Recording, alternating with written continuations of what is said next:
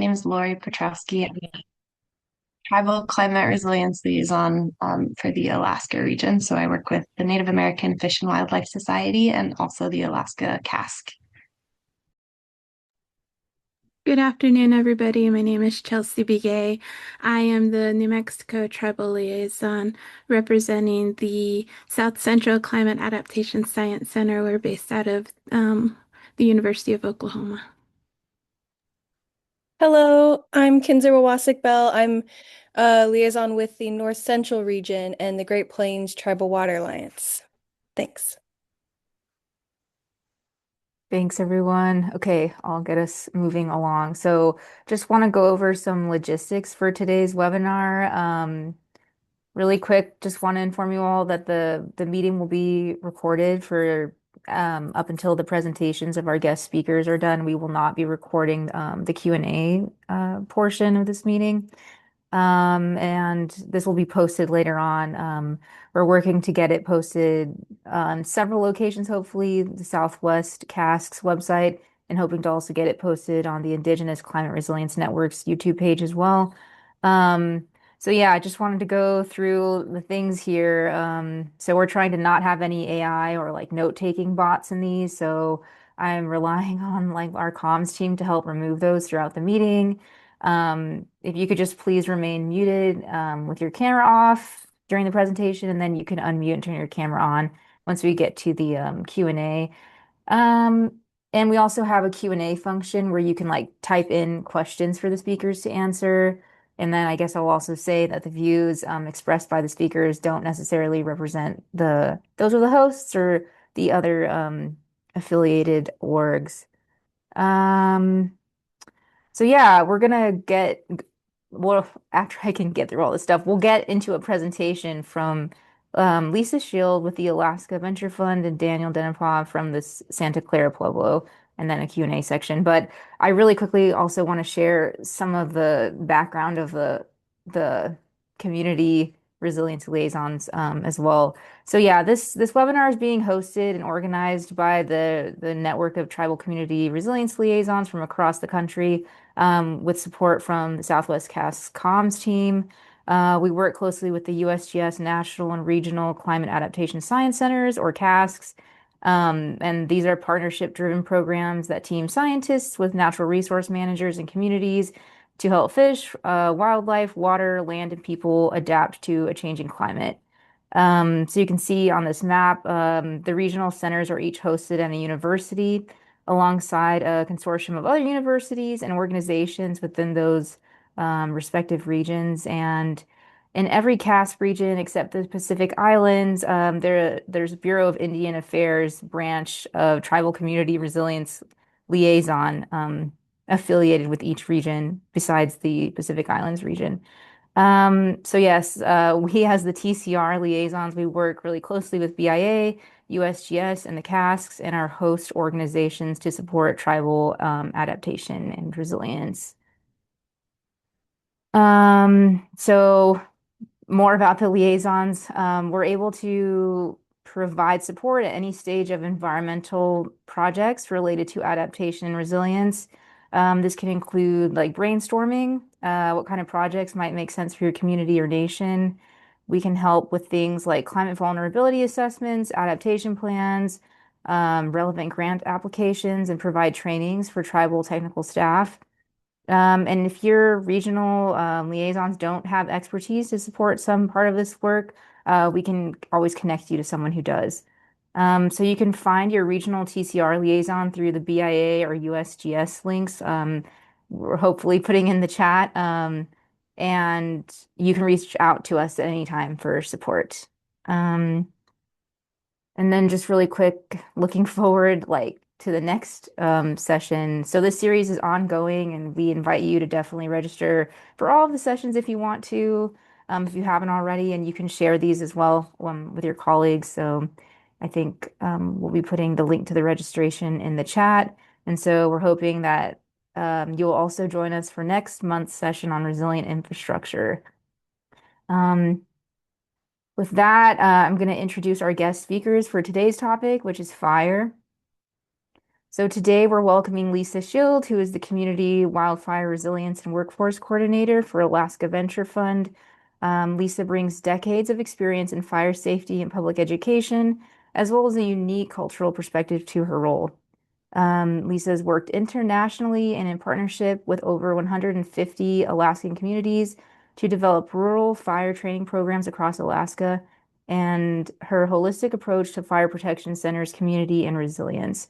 And today we are also joined by Daniel Denipah, who is the Forestry Director for Santa Clara Pueblo in New Mexico. Um, Daniel has worked in forestry and wildland fire operations for over 30 years. His work spans numerous collaborations with many agencies, and as the forestry director, he leads operations related to fire management, reforestation, watershed restoration, and co-stewardship of cross-boundary landscapes. So I'm going to now pass it over to, I'm going to stop sharing and then pass it over to Lisa to get us going on our presentations. And thank you again to our guest speakers.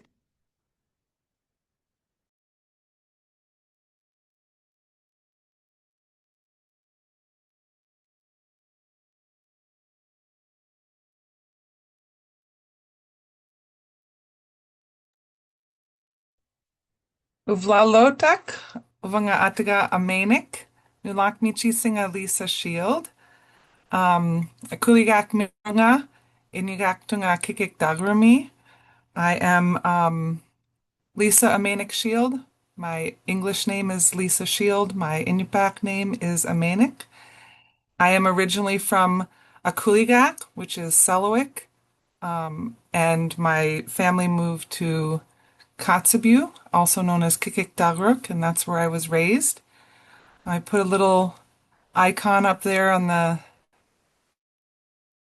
communities to kind of kick us off, because we can't talk about fire in Alaska without really getting an understanding of the context of Alaska. I know everybody says their state is unique, and of course they love where they're from, but Alaska does have some uniqueness that is a little different. And so I wanted to give you some context about Alaska, as we, have this discussion about fire. So you can see that even though I was raised in a hub community, Kotzebue is considered a hub community, it is still very small, very isolated, and fly-in only. Selwick is a tundra community. You can't have roads there. There's no gravel. Well, I mean, you probably could get it from somewhere, but they have boardwalks, and the boardwalks are just big enough to have two ATVs pass each other. Both of these communities are Inupiaq communities, and I was blessed by my family, my adoptive family within the region, to be immersed in the culture and the language. So not only have I worked with a vast number of communities within the state of Alaska, I'm from a small community, and I understand the feeling of outside influence and what that does for our communities. So to give you a little geographical context, the communities that I'm going to primarily talk about today are isolated rural communities. There's over 200 of them, and they're represented there with little tiny red dots. And I'll speak a little bit more. That's not all of our smallest communities. Our hub communities are not listed on there, like Kotzebue. And there's a reason for that, which I'll explain a little later when we get more into the context of fire. But this kind of gives you a representation of the spread of Alaska. Nearly all of those red dots that you see on the map are fly-in only. We do have some on the road system, but even if they are on the road system, transportation to and from can be problematic. Like in the winter, if there's an avalanche, it can isolate that community, and air services might not be available to particular communities that are on the road system because they rely on the road system. Down in Southeast Alaska, they have the ferry system, and so there's not necessarily roads, but they have the Marine Highway, and they have a little more access to other communities because of the Marine Highway. So here's a picture when I say fly in only. Our hub communities can receive jets, but a lot of those small communities that I just showed you on the map have to be flown in or use a boat, like a river boat or something, in very tiny airplanes. You can see here in this image on the far right that there's one seat, and this is actually a larger plane. That interior photo is a little bit larger plane because there's a little aisle between the two seats. Where some of the other airplanes that we commonly use to get in and out of our small isolated communities are, you're climbing over the seat or over the person that you're sitting with in the airplane. Sometimes it can be as small as, three people, and that's the primary transportation. So, as we talk about fire in the context of wildfires or other types of fire, kind of keep this in mind when we're talking about evacuations and things like that. Here's a couple of communities that I just wanted to show. One of them is a community that doesn't have any trees. We have a lot of tundra communities. This one happens to be out on a peninsula. It's surrounded by ocean. This is one of the communities in Alaska that's been working for about 20 years now to move the community from the current location because of issues with rising sea levels. This is Kivalina. Other communities, are nestled right in with the trees and the shore. Some of them are not right up against an ocean or a river, but a lot of them are, which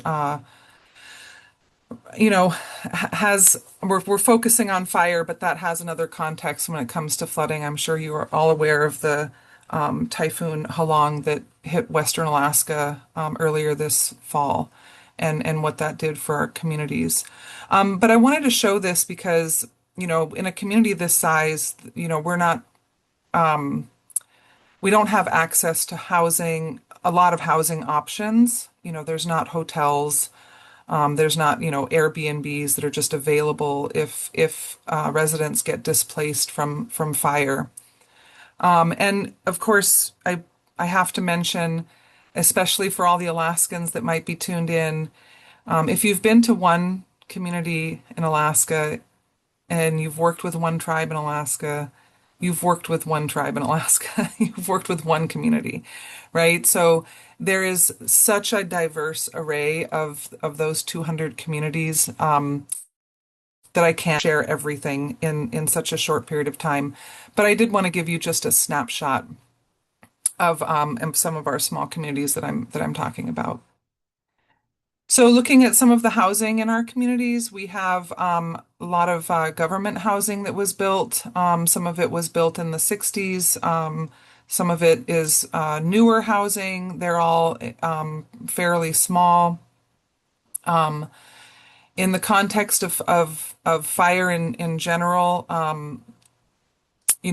proximity of homes in a lot of communities is very close to each other, as you see in that bottom picture.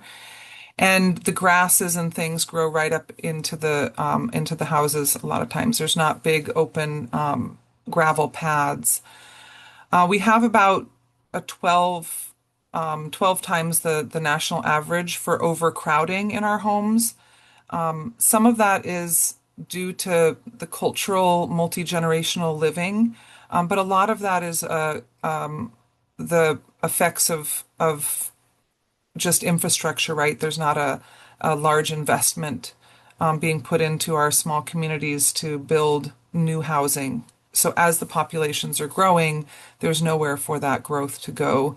And so you have sometimes 3 or 4 generations living in one home, and it may be an extended family beyond just the generation of, the grandparents with the grandchildren. It can be aunts and uncles and cousins and stuff. So, if you can imagine, we lose one home, the ripple effect of losing one home is more than just the displacement of one family moving into a hotel for a temporary period of time until their house is rebuilt.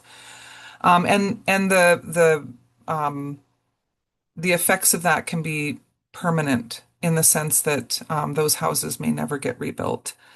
But there's a lot of, pretty amazing things about these pictures too. I just wanted to point out that that picture up there on the top, I really, some people may look at that and go, there's some fire hazards because of the stuff that's in proximity to the house. But, I look at that image and, I can make some presumptions, right? That the person that lives in this home is a very prolific hunter.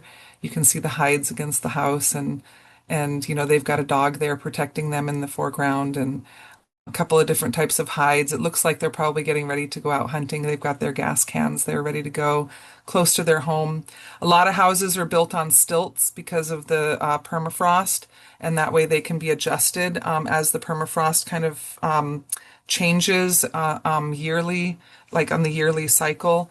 However, there's a whole nother discussion about, I'm sure that you guys have had other webinars about this, but the permafrost loss that we're having here in our villages and what that means for the housing that we have. So I'll move on. I mean, we could spend the whole hour just talking about housing, but I'll go ahead and move on. Another thing I want to point out about our small communities in Alaska is that they are very heavily reliant on subsistence hunting and fishing and gathering. And it isn't a hobby. It's not something that's optional. It's a requirement for a vast majority of those 200 plus communities. We have anywhere from 93 to 257% of the daily protein requirements being from the land, right? And it isn't just about, food that you're eating, right? Like the act of engaging in the subsistence lifestyle is a wellness that's physical, emotional, spiritual, and cultural. And so, as we talk about wildfire and fire in general, you know, losing, homes to fire is one thing. Losing subsistence lands and access to subsistence lands because of wildfire is also has just as much of a compounding effect. So, you know, um, the other, and I think you guys may have heard this before, but we have very expensive food in our villages. A lot of people, I don't have a slide for it.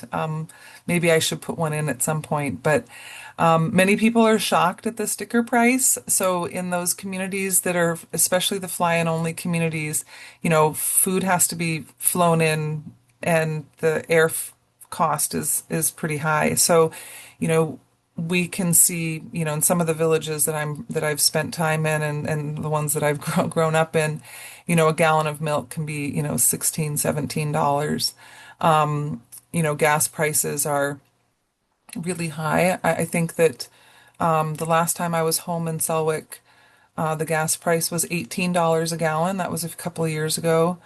And, to be able to engage in subsistence, you have to have, gasoline, you have to be able to purchase gasoline to get out to where the animals are because the animals are moving further and further from the communities due to the changes in our environment.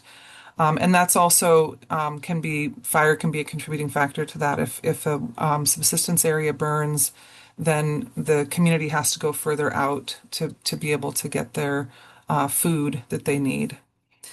And so hopefully that gives you a little bit of a snapshot of what rural Alaska looks like. There's so many other things that I could spend time talking about, but we're limited and I'm sure that you guys want to hear from Daniel also. So I'll kind of move on and hope that's enough context for you as we start discussing fire itself. So in rural Alaska, fire is fire. The way that the state of Alaska is set up for fire services, because different states do things a little differently, we have the state of Alaska itself has structure firefighting under the fire marshal's office and local jurisdictions for each community, and they can choose whether or not they have a fire department. I'm not so sure that choice is the best word to use because sometimes there isn't a choice. They can't have a fire department for a variety of reasons. which we'll get into in just a second. But it's the local authority that has structure firefighting. For wildland firefighting, we have a division between our state services and then federal services and then the National Park Service.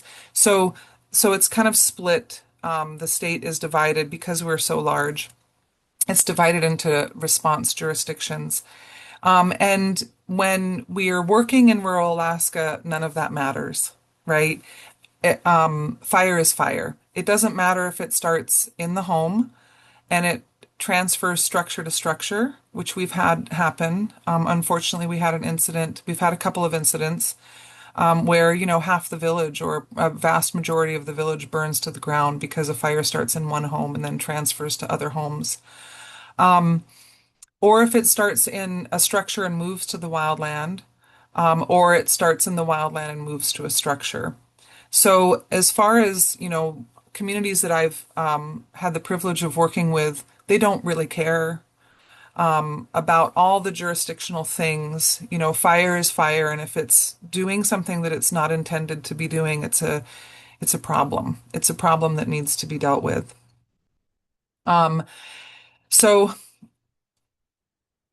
a little bit about fire. Now, so I'm going to talk a little bit about structure firefighting. And the reason I'm going to start with the structure piece is because in our community, the very first response, and this is true for any community, the very first response to a wildfire is going to be the local fire department.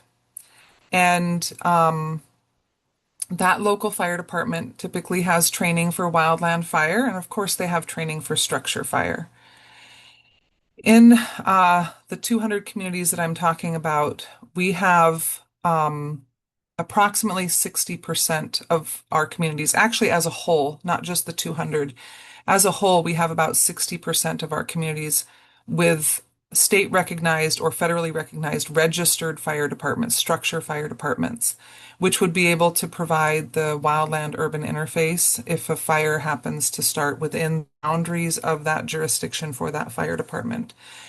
And, a lot of people think, well, 60%, that's you've just got 40% that have registered departments, 60% not having registered departments isn't the worst. That 40% is still registered. The problem with that is that just because a small community registers as a fire department, it doesn't automatically mean that they have the kind of capacity that we kind of envision, right? Like when we think of firefighting in a community, we're thinking of this image here with the person to the far right, which is present day. They've got all the gear and got a whole team and they've got all this equipment and they can go into a building and they can take care of that fire. And if there's a wildfire in the community, they have resources, they have equipment, they have personnel, they have paid staff, they have insurance, they have all the things that they need to be able to deal with that fire incident. But in the communities that we're discussing here, a lot of them are over on the far left. And I know you can't see the years on the bottom of this image, but that says I think it says 1740 or something. And that's the reality, right? We have a lot of our communities that are fighting fire the way that large urban places like Chicago or New York were fighting fire when they first, became a community. And they don't have access to the type of equipment that we think of for firefighters, for structure firefighting. And so, those 40% of communities that do have registered fire departments are somewhere on that spectrum for their capability. Now, places like, Anchorage, Fairbanks, Juneau, or larger communities, they do have that capacity that you're familiar with. Our hub communities sometimes can meet that, and sometimes they can't. It depends on the a number of different factors. But the 200 communities we're talking about oftentimes do not meet those standards. And just, to throw that out there, what I'm talking about are NFPA standards, the National Fire Protection Association standards for firefighting. And we aren't really in a place where we can expect that they'll be able to do that. To be able to meet those standards, you have to have enough people, you have to have enough money, you have to have enough training, and you have to have enough equipment resources. And oftentimes, just the people alone isn't enough. If you've got a community of 60 people, you don't have enough of those folks that can dedicate the time to the training and then have a tax base or anything else that can fund the requirements for the rest of those components. So moving on, Alaska has seen an escalating risk for wildfire. Our climate is changing as we warm. We're seeing lightning in places we've not seen lightning before. We're seeing fires in places we've not seen fires. And one example is that in the Bristol Bay region, which is there on the map, it's the southwest of Alaska. They saw a 7,500% increase in the last 10 years of wildfire. And there are communities scattered throughout that area, and they've not seen these types of fires before. For example, Levelock is one of the communities in that region. And I know this is I don't know how well you can see this map on your screen, but there's a tiny red dot up in the very top of that red kind of outline. That's where the fire started. And if you look carefully right next to the river, right in the center of the image, you can see the community of Levelock. Levelock is one of those 200 communities that doesn't have the type of resources that we expect to see for a fire department. And so their ability to catch that fire or to do anything with that fire was next to none, because by the time it got to their doorstep, the fire was too big for them to be able to do anything about. And when it comes to outside resources coming in to help them with a fire, it can take multiple hours, 12, 16. It could take multiple days depending on the number of people that we have in the state to fight wildland fires in that moment, right? We have a lot of other fires that are burning in interior Alaska and other places. And so, with a limited human resource pool and equipment resource pool, it can sometimes take a long time for mobilization to get out to a rural community. And then, as far as what the fire costs for the community, other than what we talked about earlier with subsistence and things, there's also a component of public health. So just to kind of move on, since I'm up at my time limit here, I just want to point out that, we have our communities that are disproportionately affected by fire in general, whether it's structure or wildland. And when we have a fire happen, the lethality of that fire is much more extreme in our rural communities. We have an 8.7 times more risk of dying, and actually not risk. We have killed 8.7 times more people in the last 20 years in our rural communities to structure fires than we have in places like Anchorage or Fairbanks. And this is only comparing, Alaska communities to Alaska communities. And there's a lot of contributing factors to that. So what are we doing about this? So our communities are resilient. They come together. There's a lot of social networks. How do you, they say, how do you eat an elephant? I say, how do you eat a whale? You share it. It's not one bite at a time. We share it. So communities oftentimes will come together and tackle the issue and not wait for someone to come in and take care of it for them. And so one thing that our organization is doing, we have a fire incident response education, guardianship, and preparedness. We call it Fire Gap. It's a holistic approach, meeting the community where they're at. It uses out-of-the-box thinking. It uses the ingenuity of the community themselves to teach foundational components of fire behavior and education and response. There is no fire department, so if the community is responding, they need to be able to do it safely. The target goal for a program like this is 50% of the local population, and that compared to a traditional fire department, less than 1% of the population is trained in fire. And with this program, we look to train over 50%. We lean on the ingenuity of the community. You can see here that a couple of communities, how they've, rigged up their own fire response and using water sources that they have access to. And then we also have a program for children because if we're going into a community, we're training 5-year-olds to 95-year-olds. And so the public education and outreach stuff that we use is based in traditional storytelling using song, dance, drumming, and language. And the intention for that is that elders and youth present these stories and work with the smaller children, and they use their own capacity to create new dances and songs to pass on messages in the traditional way that we did education. I'll close it up with our team. I'm not here alone. I've got a few folks that are really powerful and in helping us to achieve these goals. And we do more than just the fire gap stuff. We've got a number of things that we're involved with here in Alaska. We're the first nonprofit that I know about that is discussing the fire issue in a holistic way. And if you want to learn more, you're free to follow our website and get in touch with us, Juliana, and hopefully we can have some questions later if I didn't take up all of Daniel's time.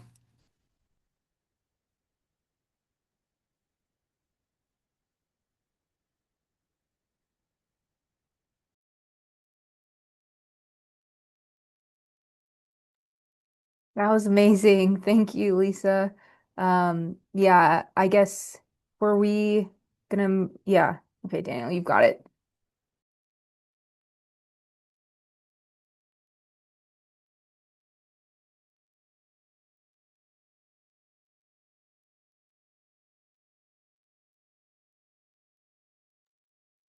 I didn't expect the hand clapping. That was kind of cool.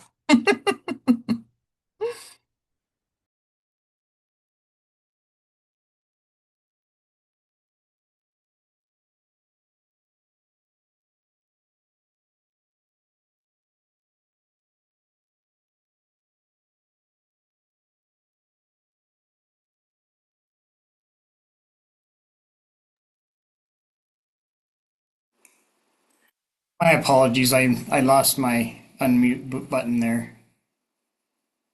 Can you guys hear me? Yes. Okay. Did I lose my PowerPoint? Um, it's it's up, but it's like we can see the slides on the sides, you know? So it's not in like full presenter mode yet. Slides. Sorry about that.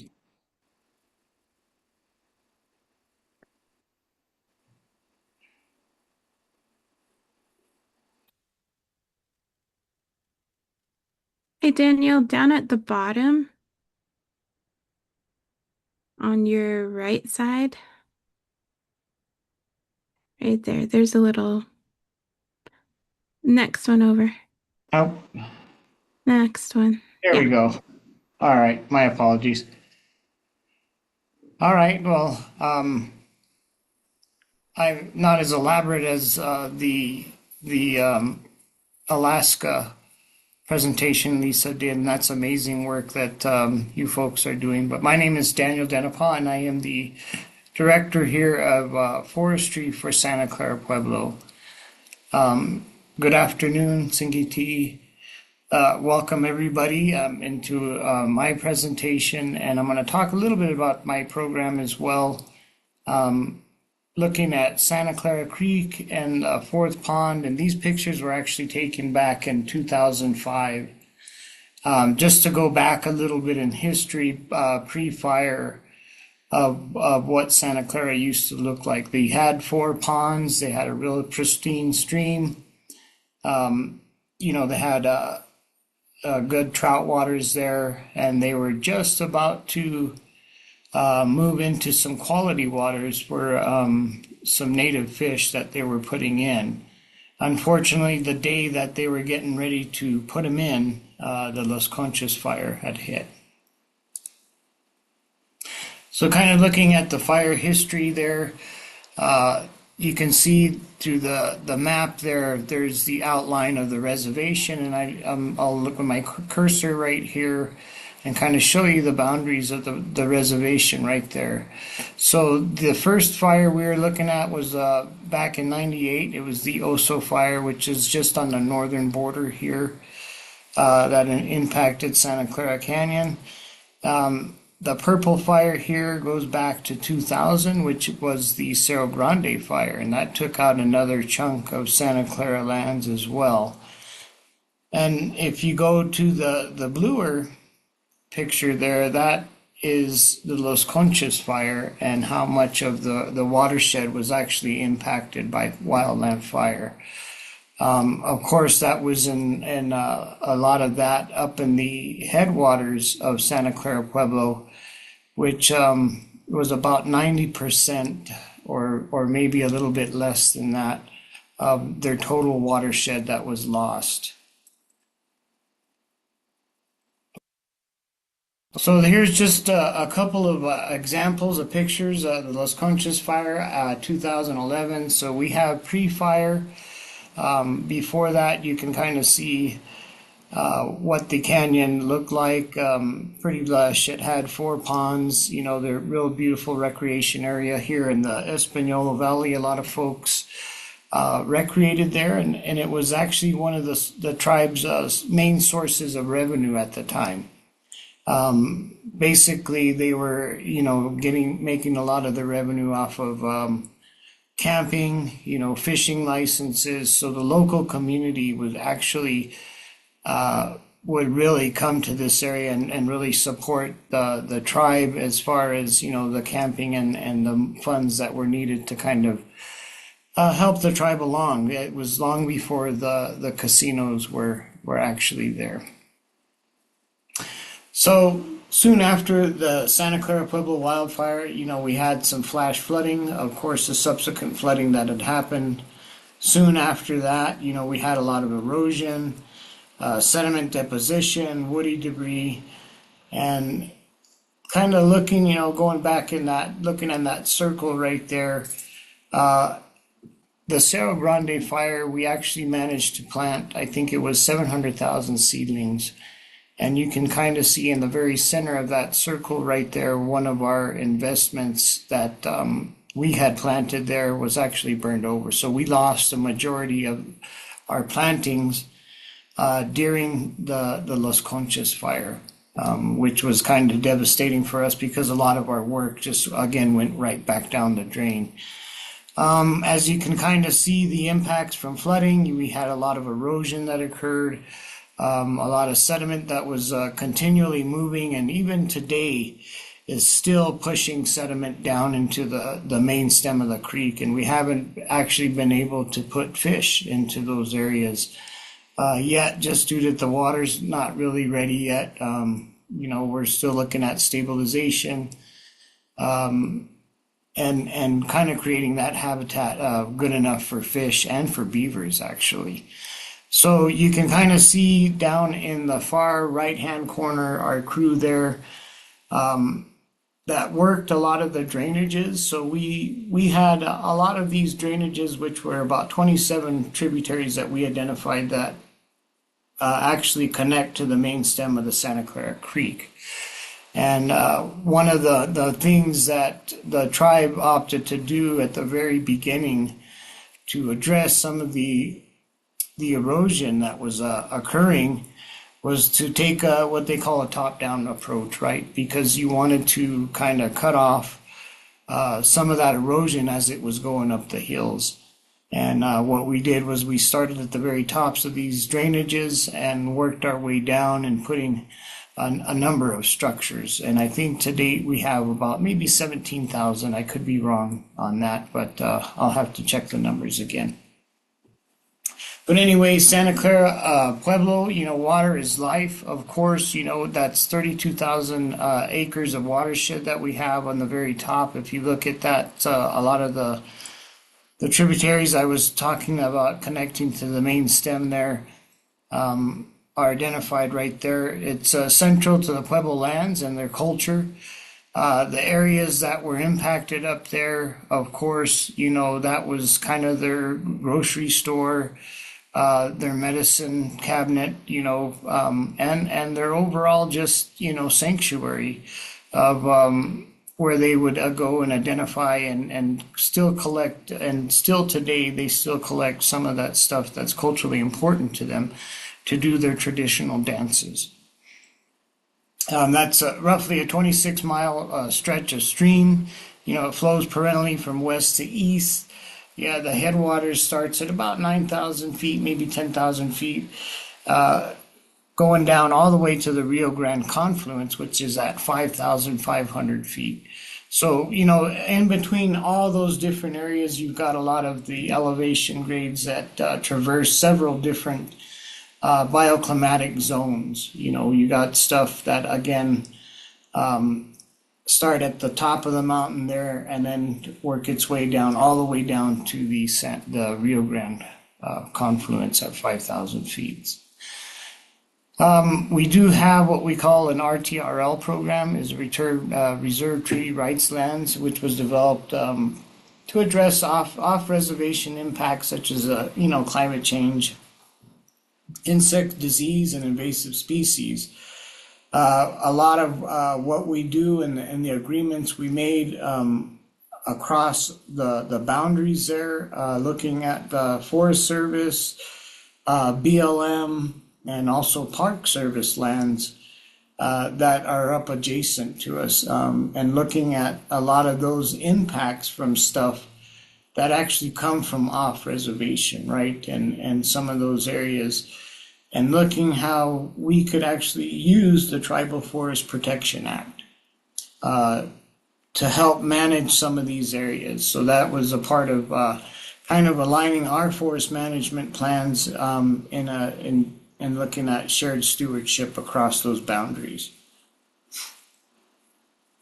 We also work with the educational outreach with the Capo Community School and the Santa Fe Indian School. We have firewood and tree planting with the students. And actually right now we're in the process. I have 2 greenhouses we're setting up here on the reservation. The Santa Fe Indian School, we partnered up with those kids, and they're actually right now sowing about 40,000 seeds that we've collected over the years that have come from Santa Clara Canyon, and actually having the kids, working with the kids to put them back. So right now they have a small facility that they work out of, a small greenhouse facility, and we're actually utilizing those students. And we had actually the 4th grade class of the Capo Community School join us this morning to actually sow some of those seeds. So far to date, I know the last I checked, they were at 7,333 seedlings that they put in. And getting prepared for those to actually get out and put up in the hills. Again, looking at the Capo Community School and the Santa Fe Indian School planting project, which has been continually going. We've had a slight disruption early on after the 2011 Los Conchas fire. Of course, we hit COVID, and it did stall a lot of our plans. And during that time, the students weren't in school, and it was just a really rough time for us. And actually, the tribal administration was worried that we were kind of disconnected from the land as far as getting the students up there, but also being impacted by the subsequent flooding that was happening, knocking out the road systems and everything that it took for us to get up there and actually get the students there. So last year, we still have impacts from flooding. Again, mentioning last year, we were looking at a rain event that actually produced almost 8 inches of rain in some of those really steep drainages, and we had a lot of sediment move back down. The road washed back out, and again, we were looking at starting from scratch in some of those areas to put stuff back. But being resilient, we definitely wanted to get the kids back up there and starting to get back into the saddle, I should say, of starting to get the kids involved, and again, kind of circling back with that. The tribe was very worried about the students being disconnected from that area, not only just from a nature stance, but also culturally, because they were really tied to those areas, and in order for them to continue with their traditional practices, traditional dances, and traditional way of life, they needed to access those areas, right? They needed the kids to be reconnected to those areas. Also, knowing how it impacts not only just the culture, but the language as well. Making sure that they stay connected to those areas and not just looking through old pictures or anything like that, but learning from the adults or from the seniors that are actually in play there too. So we're trying to get them connected as well. And kind of being farmers along the Rio Grande is, developing our community garden with those aspects and looking still at traditional ways of farming practices and kind of harvesting back off the land. When we looked at everything, especially with the forestry aspect of it, but and the agriculture portion of it, we're doing agriculture. We're growing trees. We're putting them back in the environment and growing what's right and actually should be there, because those are culturally important aspects of the Tewa people, and not only Santa Clara, but the Tewa people in general. So there's 6 Tewa speaking tribes that are connected to this up and down this area, which we're all relatives and we're all sharing the land here. So it's important that we all understand and stay connected, not only with the Santa Clara students, but with the other students that have the similar ranges, and helping them and being able to like I said, work with the community school, but the Santa Fe Indian School, because they have such a diverse group there of different native societies and people that come from the land, that we could reconnect not only Santa Clara, but also the other students as well to those areas, and get them a little bit of hands-on training. Looking at the traditional ecological knowledge that's out there to connect some of those areas, and how we should be putting things back, right? How we should be reconnecting these kids to those areas so they don't lose their language, or they don't lose those ties to the land that's important to them, especially through their culture and through their language, and that they're able to carry that well into the future with them. And again, not so disconnected. Like looking at those areas, you look at the erosion and the disconnection between the water and the land and the plants. We wanted, along with repairing that, was also repairing that connection with the children, repairing that back and giving back that respect to those kids that need to know those areas, but also how they're culturally tied to those areas, how important it is through their songs, through their traditional ways, through the animals and through the life and the vegetation that's actually out there, and how it was used, and dealing with some and struggling with some of those aspects of it, knowing that things are changing out there rapidly, and how we can stay connected to those areas, right? Not losing so much of that tradition and a way of life that's been known for, since time immemorial. The culture has been a big part of that, and working with the communities out here that are also in line with these waterways and how we can protect them for the future. Again, not only for Santa Clara, but some of the other water users that are out there as well. The ditch associations, the folks that are out there, the farmers, and working hand in hand with folks all up and down the Rio Grande, but also along the Rio Santa Clara and the Rio Santa Cruz, which all fall within Santa Clara properties, which is a pretty interesting area, and looking, and again, looking at those zones where you go from 5,000 feet up to 10,000 feet, and looking at everything in between, and know how those systems function, not only through science, but also through that traditional knowledge that's out there as well.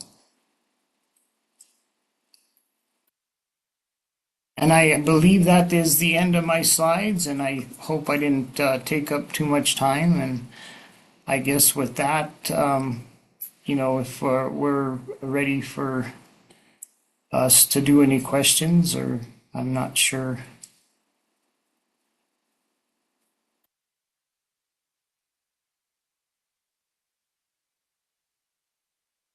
Yeah, thank you so much to the both of you. These were amazing. Lauren, are you able to stop the recording now so we can move into the Q&A?